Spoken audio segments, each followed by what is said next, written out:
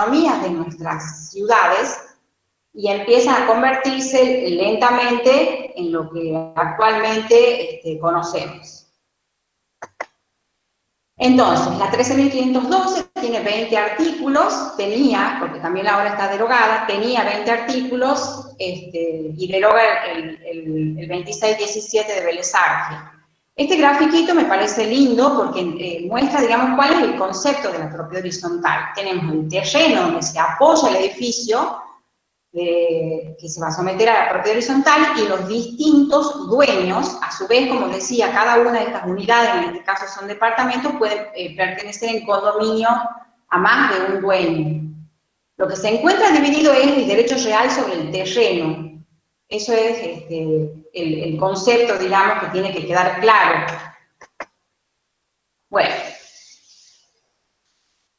Y ahora ya llegamos al 2015. Es decir, que desde el 48 hasta el 2015 estuvo en vigencia la 13.512 y a partir de la sanción del nuevo Código Civil Comercial se deroga, digamos, esta ley y la propiedad horizontal se convierte en un derecho real que se agrega al nuevo Código Civil Comercial. Por eso cuando empecé la clase les contaba que hay nuevos derechos reales que se agregaron. Uno de ellos es la propiedad horizontal. Así que ahora llamamos a la propiedad horizontal un derecho real. Anteriormente estaba bajo la normativa de una ley. Bueno,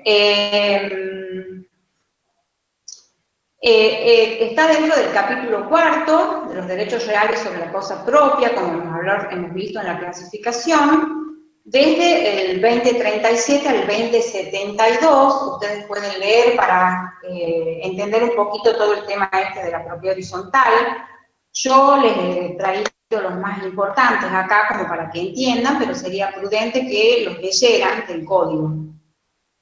Bueno, otro concepto a tener en cuenta es que cuando nos referimos al derecho real de propiedad horizontal, no tenemos que pensar siempre en un edificio en altura, porque puede tratarse también de los distintos pisos de un edificio, de los distintos departamentos de una planta, de los distintos departamentos que estén en planta baja. Por ejemplo, podrían ser en barrios con propiedad horizontal, o en una serie de dúplex, por ejemplo, que estuvieran agrupados.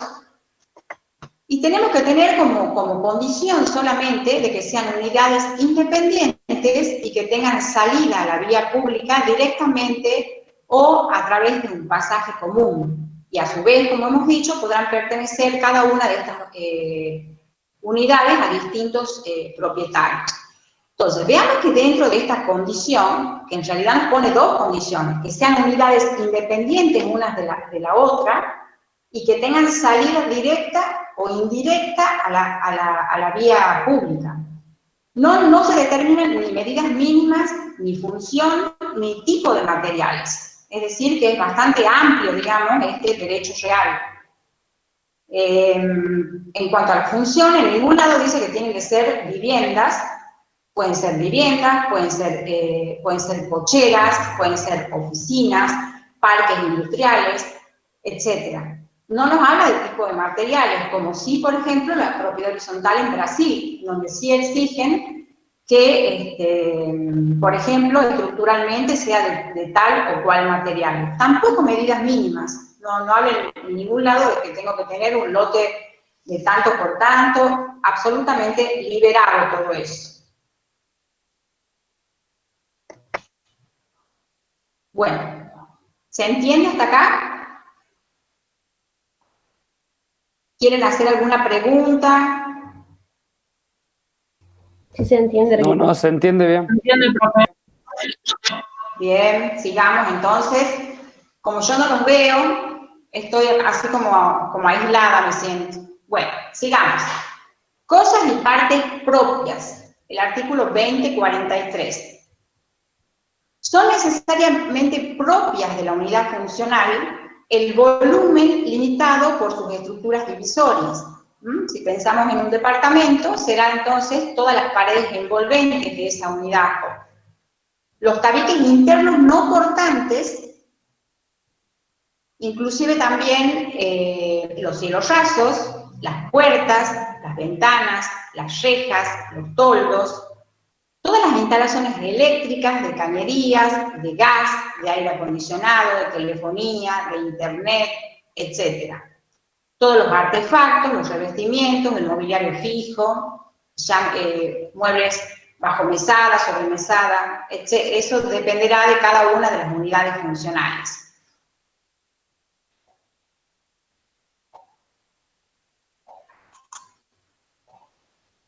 Entonces, si nosotros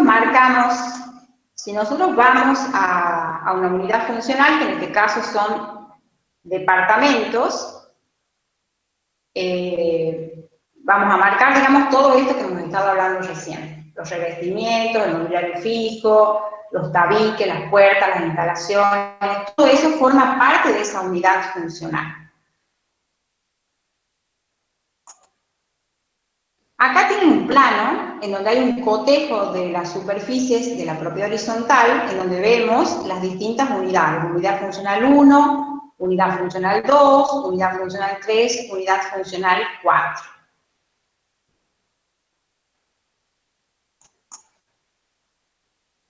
Y ahora vamos a pasar a hablar un poco de cuáles son las cosas y partes comunes que están en el artículo 2041.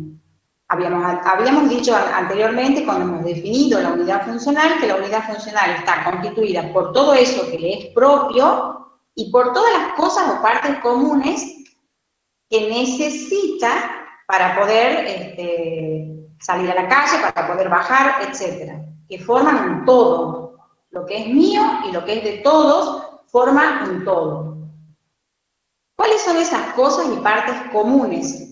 El terreno, los cimientos, las columnas, vigas, losas, todas las circulaciones horizontales, pasillos y palieres, las verticales, ascensores, montacargas, escaleras, los techos, terrazas, patios, los patios solares son los patios apendiculares y los auxiliares, las instalaciones de los servicios centrales, las cañerías, los muros exteriores y los muros divisorios de las unidades, las viviendas del portero, si existieran, las instalaciones fijas y móviles para el acceso de personas con discapacidad. Esto es nuevo en el Código Civil. Esto no estaba contemplado en la anterior ley de propiedad horizontal. O sea que habrán visto que cuando en los accesos, por ejemplo, de los edificios, cuando no se puede plantear una rampa, se debe plantear un elevador para sillas de rueda o para personas con movilidad, con poca movilidad. Instalaciones para beneficio común como piscinas, gimnasios, asadores, etc. Cada una de estos listados, digamos, de cosas y partes comunes dependerá de cada situación en particular, de cada edificio, de cada situación. O sea, que podrás haber o no, por ejemplo, piscina o gimnasio, etc. Acá algo muy importante, las cosas y partes comunes cuyo uso no está determinado se consideran comunes. Es decir, que si no figuran dentro de la lista, se considerarán comunes. Y esta enumeración tiene solamente carácter enumerativo, que es lo que hemos dicho recién. Dependerá de cada caso en particular si se agregan o no. Por supuesto que hay cosas que sí o sí van a existir siempre, el terreno, los cimientos, la circulación. Estamos hablando de cosas que no son esenciales. Y si vamos a un grafiquito también, en donde tenemos las distintas unidades funcionales, tanto en planta como en corte, podremos determinar cuáles son todos esos elementos comunes, que son de todos los copropietarios o condóminos de la propiedad horizontal. Acá otro artículo que no estaba tampoco en la anterior ley de propiedad horizontal, que son las cosas y partes comunes no indispensables, que es un poco lo que les decía recién. Por ejemplo, la pileta, el solarium, el gimnasio, lavadero, Zoom, todas esas son cosas que, digamos, partes comunes que no son indispensables para la existencia de la propiedad horizontal. Pero de existir, digamos, van a formar parte de todo ese listado que hablábamos anteriormente. Bueno, acá hay otro tema importante dentro de de las partes de estas comunes, y es el uso que le va a dar, que se va a dar a cada una de esos sectores o partes comunes, el uso que le va a dar cada uno de los copropietarios va a determinar dos tipos de elementos: los elementos comunes de uso común y los elementos comunes de uso exclusivo. ¿Cuáles son los elementos comunes de uso común? Son esos elementos comunes que pueden ser usados por cualquiera de los copropietarios. Y los elementos comunes de uso exclusivo son, que si bien son comunes a todos los copropietarios, le puede dar un uso exclusivo solamente el dueño digamos, de la unidad correspondiente. Estos serían patios y balcones. Dentro de los elementos comunes de uso común, vamos a tener el terreno, el palier de acceso, las circulaciones horizontales y verticales, pasillos, escaleras, ascensores, terrazas, asadores, piscinas, salas de uso múltiples. Todos estos van a ser elementos comunes de uso común. Y todo lo que cada una de las, digamos, de las PH tuvieran y que pueden ser utilizados por cualquiera de los copropietarios. Los otros, que hemos denominado elementos comunes de uso exclusivo, serían balcones y patios, que si bien pertenecen a todos los copropietarios, le va a dar un uso exclusivo. Por ejemplo, yo vivo en un departamento 12B, tengo mi balcón y yo, digamos, le voy a dar un uso exclusivo a ese balcón. No puede venir del 12A a usar mi balcón. O sea, le voy a dar un uso exclusivo. No significa que sea mío el balcón, es de todos, yo le doy un uso exclusivo. Por eso es que yo, dentro de patios y balcones que pertenecen a mi unidad, no puedo hacer lo que yo quiera, porque forma parte de lo que es común a todos. Un balcón yo no puedo cerrarlo, no lo puedo pintar de colores distintos, etc. Eso hemos estado justamente hablando ayer en una consulta. ¿Vale? Sí. ¿Puedo Esto agregar quería algo ampliar. justamente sobre ese punto? Sí. El tema de los balcones y los usos exclusivos del balcón y lo que tiene que ver el balcón si es una cuestión propia o común, necesariamente común o necesariamente propia. Hay una pequeña diferencia ahí en el balcón que no ha quedado idéntica a la ley anterior, que habla de que la estructura es necesariamente común del balcón, pero la cara, o sea, no sé exactamente el término. Revestimiento. El revestimiento, gracias, eso es propio. Y Sí, eso por ha generado ejemplo. algunas discusiones respecto de si el dueño podía mínimamente pintarlo en forma distinta No, pero hay. al balcón. Por eso en el El reglamento de problema. copropiedad, sí, perdón, te escucho. Sí. No, el problema con el balcón, con respecto a la pintura que estás planteando, es que forma parte de la fachada. Y la Eso, fachada es el común de uso común. Si yo la pinto fachada que era eso. inalterable, surgía expresamente de la ley anterior y no está prevista en la ley actual, así como Bien. tal. Entonces, lo que se acostumbra desde entonces, para evitar justamente esas modificaciones, es que en el reglamento de copropiedad, que lo reglamenta el Lo dueño, establecen, claro. el titular del dominio originario, antes de la subdivisión, en el reglamento incorpora el artículo que dice que la fachada, para su modificación, requiere, suponte, la mayoría absoluta de los consorcistas, justamente para evitar eso. Claro.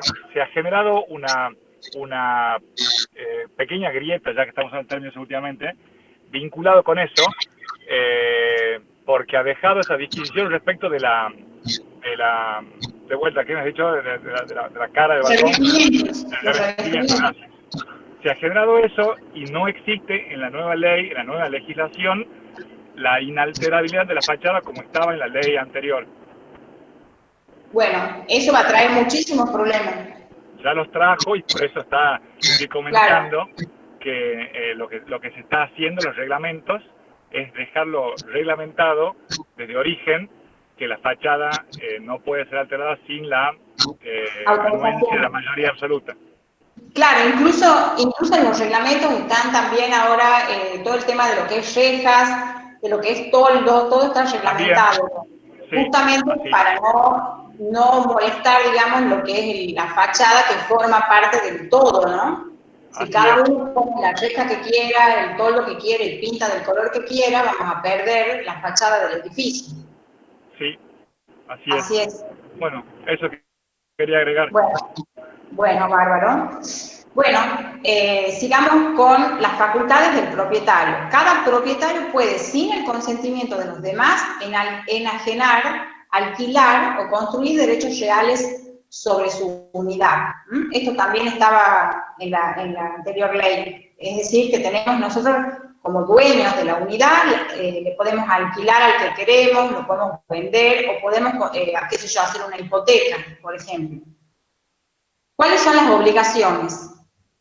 El propietario está obligado a cumplir con las disposiciones del reglamento, que era un poco lo que estaba hablando Fernando, todo lo que está, digamos, estipulado en el reglamento se debe cumplir, conservar en buen estado la unidad funcional, pagar las despensas ordinarias y extraordinarias, y acá una cosa nueva, permitir el acceso a su unidad para la realización de reparaciones comunes. Esto no estaba en la anterior ley, es decir, que estoy obligado a permitir el acceso adentro de mi unidad para que se realice cualquier reparación. Por ejemplo, hay un problema con un caño, una montante general de bajada de pluviales, y justamente en mi piso se produjo una obstrucción, entonces yo tengo que permitir el acceso, tengo que permitir que me rompan la pared donde está el problema, y después, digamos, se reparará. O sea, no puedo negarme a que alguien entre a reparar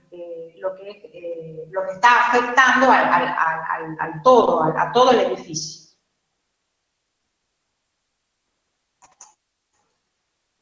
Bueno, ¿cuáles son las cosas que no están, las prohibiciones? ¿Qué es lo que no está permitido? Queda prohibido destinar las unidades a usos contrarios a la moral y buenas costumbres. Tampoco podemos destinar las unidades a actividades que comprometan la seguridad ni depositar mercadería peligrosa.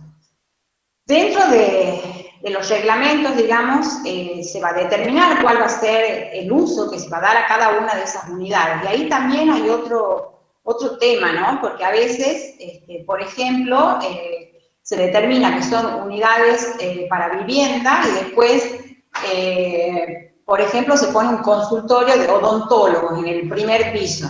Entonces ahí viene todo un tema que va a entrar gente al primer piso que no son propietarios, etcétera, etcétera. O sea, en principio está prohibido. Tampoco podemos hacer, por ejemplo, hacer un depósito para Navidad de pirotecnia dentro de la unidad. Otra cosa que también tenemos que tener en cuenta, no puede tampoco el propietario del último piso, ni el que vive en planta baja, construir hacia arriba o hacia abajo, porque eso, digamos, no solo que estaría comprometiendo estructuralmente a todo el edificio, sino que además estaría agregando superficies a la unidad funcional, y eso haría cambiar, digamos, todo el cotejo de superficie de la propiedad horizontal. Bueno, con respecto a las expensas, los propietarios no pueden liberarse del pago de las expensas, ni por abandono, ni porque no vivan, ni porque etcétera. O sea, siempre estamos obligados a contribuir con las expensas, que es lo que va a permitir un poco, digamos, pagar todos los gastos comunes, los gastos de luz, los gastos de agua común, los gastos de portería, etc. El reglamento puede eximir parcialmente de la contribución a las expensas de las unidades funcionales que no tengan acceso a determinados servicios. Esto sería, por ejemplo, el caso de un local comercial, por ejemplo, que está en planta baja y que no tiene acceso, por ejemplo, a los ascensores. Entonces, en las expensas, este local de planta baja no pagará, digamos, lo relativo al mantenimiento de ascensores ni la luz necesaria para la movilidad de los ascensores, como ejemplo.